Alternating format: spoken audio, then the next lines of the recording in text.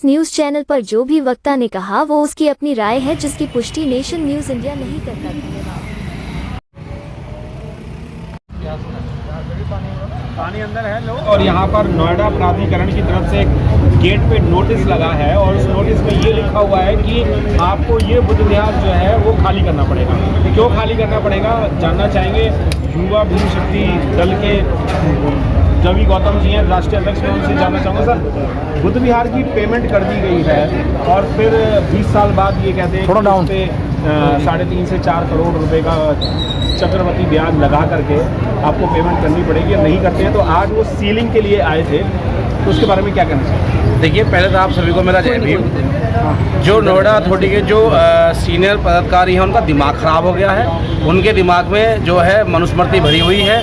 जिस ज़मीन के पेपर आज से 20 साल पहले बन गए हैं और किसी कारणवश जो हमने समिति से पूछा है कि किसी कारणवश जो है कुछ पैसे रह गए थे, उसको ये बकाया देने को तैयार हैं। लेकिन जिस तरीके से इन्होंने जो है चक्रवृद्धि ब्याज चलाया है, लगभग 3-3.5 करोड़ रुपये, 10 लाख रुपए के 3.5 करोड़ रुपये के बताए हैं, वो एक पैसा नहीं दिया जाएगा।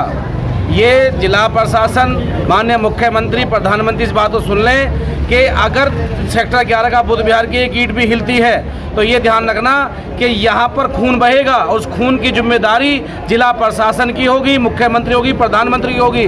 जिस देश में बुद्ध तथागत गौतम बुद्ध भगवान को मानने वाले लोग करोड़ों की संख्या में हो, वहाँ बुद्ध विहार की ईंट कैसे हिल सकती है? और रही बात प्रशासन की, प्रशासन जो लगातार नोटिस देकर के डराने का काम कर रहा है, हमें तो ये सूचना थी कि आज बुद्ध विहार में मीटिंग है। जिस दिन प्रशासन चाहे उस दिन तय करके ये बता दे ताला कब लगाने आएगा।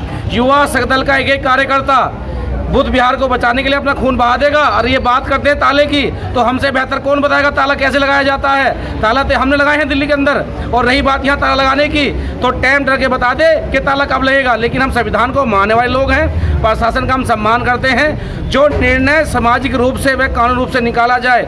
अभी समिति के कुछ लोग बता रहे थे सचिव साहब कि हमारे लोग हाई कोर्ट चले गए हैं। जो हाई कोर्ट का निर्णय आएगा उस पर विचार किया जाएगा, लेकिन जब तक स्थिति जो की तो है वो बनी रहनी चाहिए। अगर जिला प्रशासन को और खास करके जो यहाँ की सीओ ऋतु महेश्वरी हैं, वो अपने अहंकार में चूर हैं। अगर लॉ एंड ऑर्डर को डिस्टर्ब करना चाहती हैं तो वो कर लें। अगर हमारे बुद्ध विहार की ईंट हिलेगी तो ऋतु महेश्वरी जिस कोठी में बैठती है 15A में, 14A में, वो भी नहीं बचेगी, क्योंकि ये हमारी आस्था से जुड़ा मामला है। कितने लाख मंदिर आज भी मौजूद हैं जिनके पेपर नहीं हैं, उनकी एक ईंट नहीं हिलाई जाती।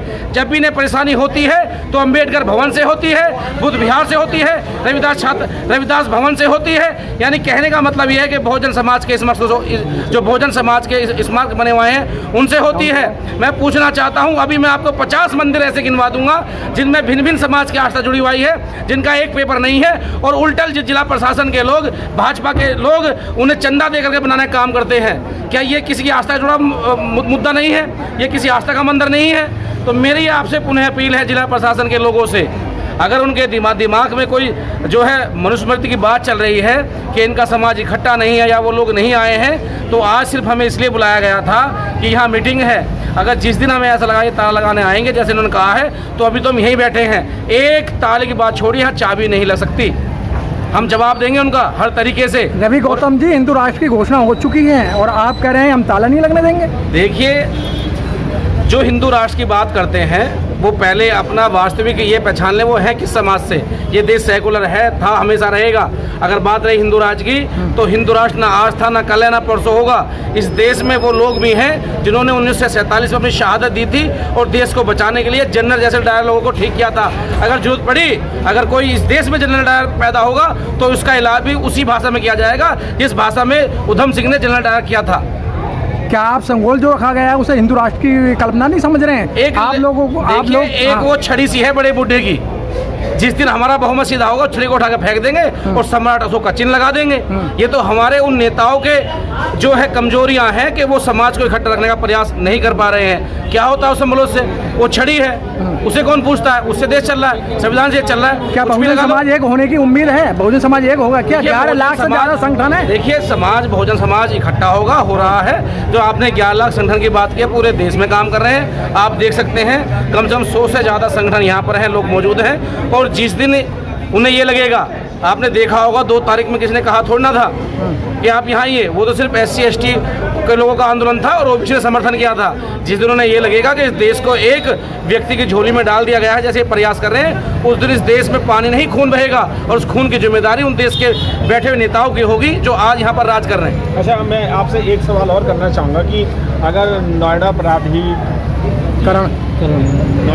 नोएडा के जो लोग हैं, अगर वो आते हैं और यहाँ पर सीलिंग करते हैं और आप यहाँ नहीं होंगे तो फिर आप क्या कर लोगे? जब आप वहाँ पर मौजूद ही नहीं होंगे तो फिर क्या कर लेंगे? देखिए, पहले तो इतिहास हमेशा पुराना रहा है, जो लोग सरकार में बैठे हैं पीछे से वार करते हैं। अगर ऐसा किया गया, हालांकि हमारे यहाँ लोग रहेंगे, टीम डिसाइड करेगी किसकी ड्यूटी लगेगी, और समाज के लोग अगर कहते हैं तो मैं 500 लड़के लेकर के यहीं लौटूंगा, यहीं बैठूंगा, समाज तय कर दे।